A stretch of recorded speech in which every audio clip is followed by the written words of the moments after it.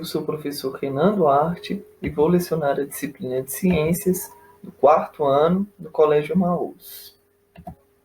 Olá, quarto ano, tudo bem? Bom, chegamos à nossa 11ª videoaula, tá?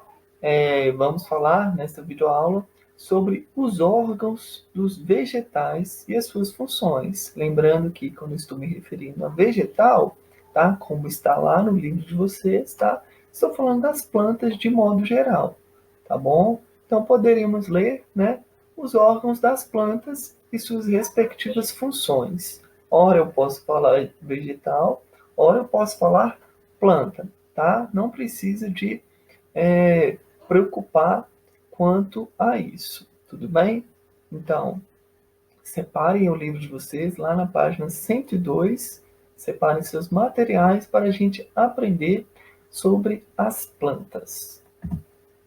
Bom, primeira curiosidade, pessoal, para a gente ilustrar que como que o nosso corpo é parecido com as plantas. Eu acho que é parecido sim. Vejam só, nosso corpo ele é dividido entre várias partes. Vocês lembram que o organismo inteiro, o nosso corpo, ele é constituído de células, tecidos, vão formar órgãos, formam sistemas e formam o organismo por inteiro, não é mesmo? É a mesma organização de uma planta, tá? Se a gente começar do mesmo tipo de organização, da menor estrutura para a maior, as plantas, os vegetais, possuem células que vão possuir tecidos, que vão construir órgãos, folha. A folha é um tipo de órgão, tá? Por mais que bastante diferente dos órgãos do corpo humano, mas é considerado um órgão da planta e vai constituir aí o organismo, que é o que? A planta, tudo bem? Então, as plantas possuem células, sim, tá? E as células que estão, por exemplo, aqui no caule, são diferentes das células que vão estar na folha. São células que vão ser diferentes também do fruto, da flor, tá? Então, vejam que interessante, pessoal. A organização das plantas, tá? A anatomia ou morfologia é muito semelhante à nossa, tá bom? Então, a gente vai entender aí as principais partes, os principais órgãos das plantas e entender as suas funções. Olha só, quando a gente pega principalmente uma flor, há milhares de estruturas dentro de uma flor, tá? Se a gente fizer um corte transversal, assim, paralelo, como se fosse na metade de uma flor, a gente faz um corte com cuidado, claro. Se a gente fizer, nós conseguimos identificar, observar várias estruturas, tá? Bom, é interessante que, independente do tamanho, tá, do porte das árvores, das plantas, elas vão se possuir sempre as mesmas características. É lógico que algumas espécies vão ser mais diferenciadas do que as outras. Mas, por exemplo, todas as plantas possuem folhas, tá? A maioria delas vão possuir algumas, como por exemplo os cactos. Os cactos possuem espinhos. Mas quem disse que no espinho é um tipo de folha? Sim, é um tipo de folha, tá bom? Então, independente do tamanho, né, do hábito de vida, ou seja, se aquela árvore ela vive em um deserto ou se vive dentro de uma mata densa, tá? Elas vão possuir sempre os mesmos órgãos, as mesmas estruturas, tá? Caule, o fruto em algumas, tá? No caso do fruto, a flor também em algumas, e a raiz imprescindível também, né? Eu até então não conheço nenhuma planta que não tenha desenvolvido raiz. Então, a mesma coisa que o nosso corpo também. Olha só, nós somos parecidos, não é mesmo? Todo mundo tem dois olhos, todo mundo aí possui um nariz com duas narinas, orelha, boca. Temos características semelhantes, não temos? Só que ao mesmo tempo que nós possuímos características semelhantes, há diferenciação, tá bom? E é natural essa diferenciação. Existem pessoas com cabelos pretos, cabelos castanhos, cabelos louros. Então, é a mesma organização que nós encontramos nas plantas. Então, primeiro aí, as sementes, tá? Uma estrutura, tá? Que pode estar presente aí em algumas espécies de plantas. Todas as plantas possuem sementes? A maioria, tá? Não todas. A gente vai entender aí ao longo do andar do conteúdo, tá bom? Então, a semente, pessoal, ela é como se fosse um filhote, tá? Como se fosse o filho de uma planta adulta, tá? E como um ser vivo, como vocês já sabem, para ser um ser vivo, ele tem que se alimentar, né? Ele se desenvolve, né? Vai mudando os estágios de vida, né? Fica como se fosse um filhote, vai crescendo, vira um adulto, ele pode produzir semente, tá? Lembrando que algumas espécies, a semente vai aparecer dentro de um fruto, tá? A maioria das sementes, elas se desenvolvem dentro do fruto. Isso é uma estratégia super interessante das plantas e a gente vai entender a importância ao longo do conteúdo também. Por que que o fruto ele envolve as sementes? Mamão, melancia, abacate, né? Por quê? Né, a gente vai entender que é extremamente importante para dispersão, para dispersar as sementes para elas nascerem. Existem diversas espécies de ave que se alimentam de frutos, por exemplo, pitanga, amora, tem passarinho que adora comer, não é mesmo? Então ele vai lá, o bem-te-vi, uma espécie de passarinho, se alimenta da fruta inteira. Aonde que foi a semente? Dentro da barriga dele mesmo, dentro da barriga, e depois onde que ele vai eliminar a semente? Através das fezes. E ele não fica voando, né? Então ele elimina a semente junto às fezes e acaba semeando, acaba plantando, né, a semente novamente, ela vai acabar nascendo depois que ela tiver contato com a terra. Interessante, não é mesmo? Esse processo é chamado de dispersão de espécies. Não somente ave, tá? Já ouviram falar do lobo-guará? É um tipo de lobo, tá? Só que não é mau, não. Ele é bom. E um lobo que ocorre aqui na nossa região. Só que ele não come carne. Ele é onívoro. Ele pode se alimentar de carne, como também de frutos. E o alimento que o lobo-guará mais gosta de se alimentar chama-se lobeira. É um fruto. Vocês acreditam? O lobo-guará se alimenta de um fruto, tá? Que chama lobeira. O nome foi dado à espécie justamente por causa do lobo-guará. Então chamou a espécie de planta de lobeira, porque ela produz um fruto que o lobo-guará gosta de se alimentar. Então ele alimenta lá do fruto, onde foi a semente? Para dentro dele. Ele sai andando, ele gosta de andar muito, né? Ele tem o habitat dele é muito grande. Ele sai fazendo cocô e defecando através das fezes, vai estar a semente e vai estar plantando a lobeira. Interessante, né? Então ele mesmo acaba plantando o próprio alimento para ele. Mesmo? Então, muito interessante. Bom, então a raiz também, né, é um órgão, uma estrutura muito interessante, tá, das plantas. É a parte da planta que fica localizada na parte subterrânea do solo. Tá? A principal função da raiz é extrair água e os nutrientes do solo para manter a vegetação viva. Então, retira a água e, junto com a água, vai vir as substâncias, sais minerais que vão ser importantes para a árvore.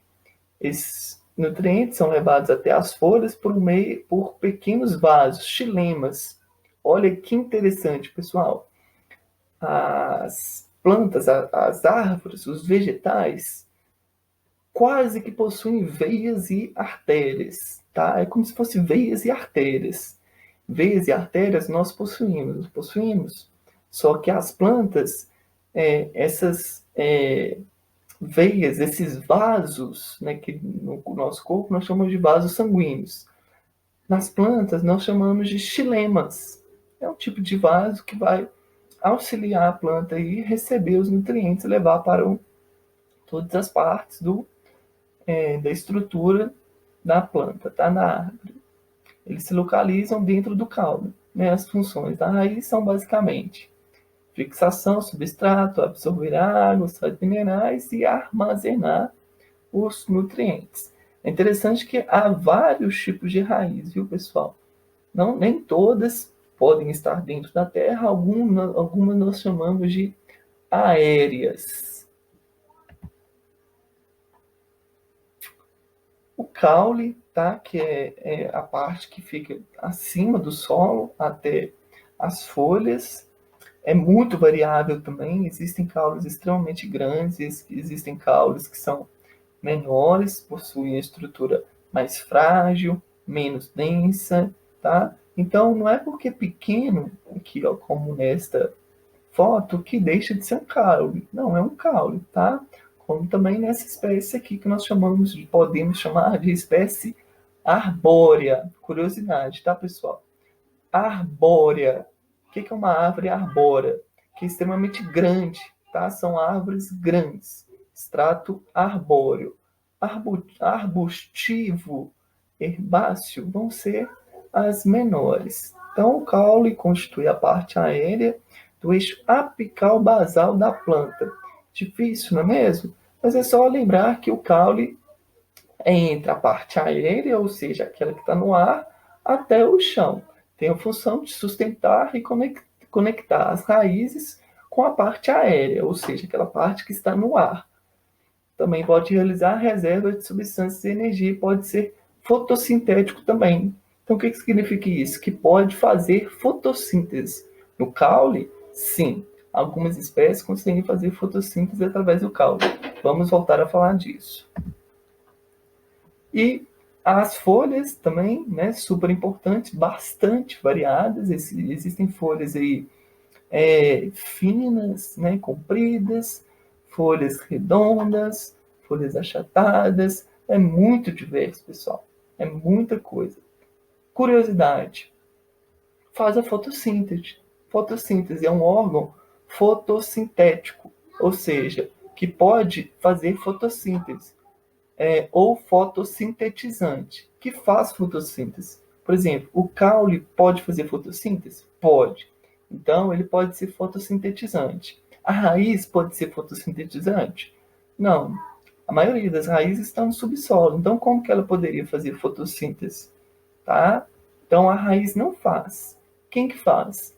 A maioria é as folhas e o caule. Beleza? Mas não preocupa também com a fotossíntese agora, não, porque é um conteúdo que a gente vai aprofundar mais na frente, tá?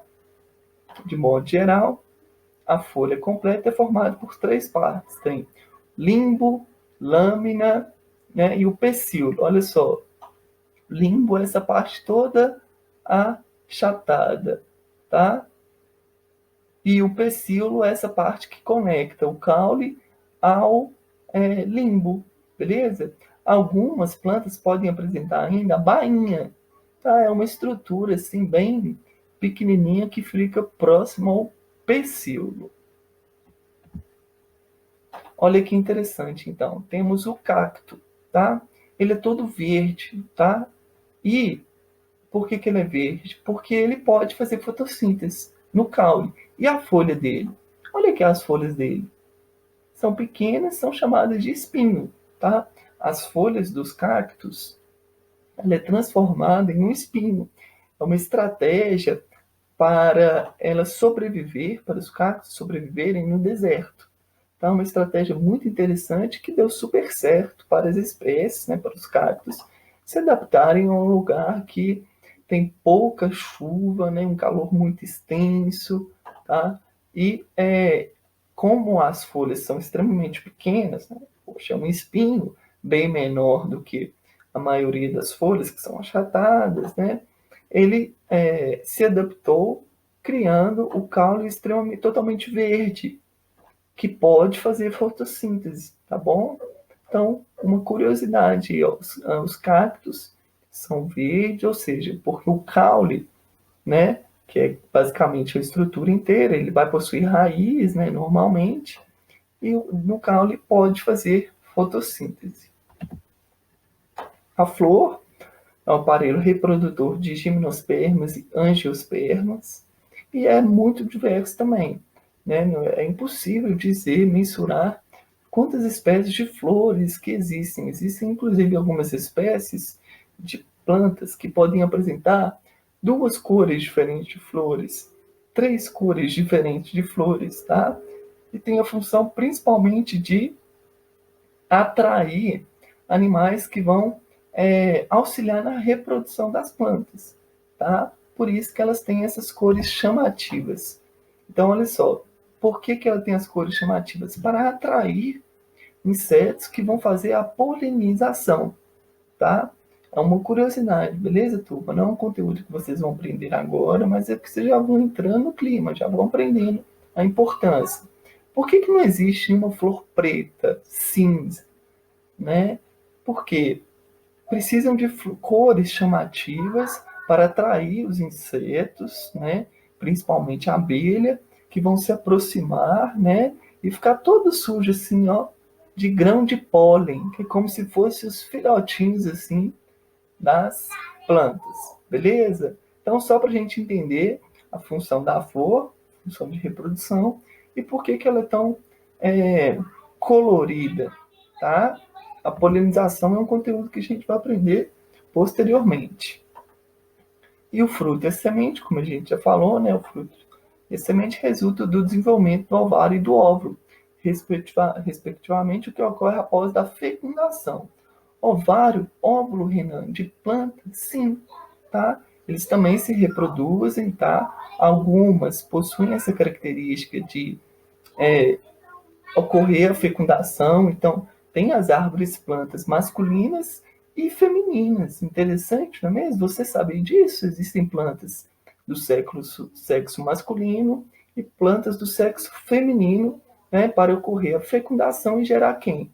As sementes, que na maioria das vezes estão envolvidas pelo fruto e vão ser responsáveis por gerar as novas árvores. Então, há uma foto aí para mostrar a variedade, né, de frutos e sementes. Existem espécies de frutos que têm várias sementes, outras só uma. E o morango, pessoal, sabiam que essas estruturas aqui, ó, são as sementes? Isso. Então, quando você come morango, você come até a semente junta. Então, essas pequenas cavidades aqui, ó, são as sementinhas aí do morango. É muita variedade, viu, turma? Bom, então, para a próxima aula, façam a questão 2, tá? Da página 104. É um exercício muito legal, muito gostoso de fazer, tá? Não deixem de fazer. Um grande abraço, bons estudos e não se esqueçam. Juntos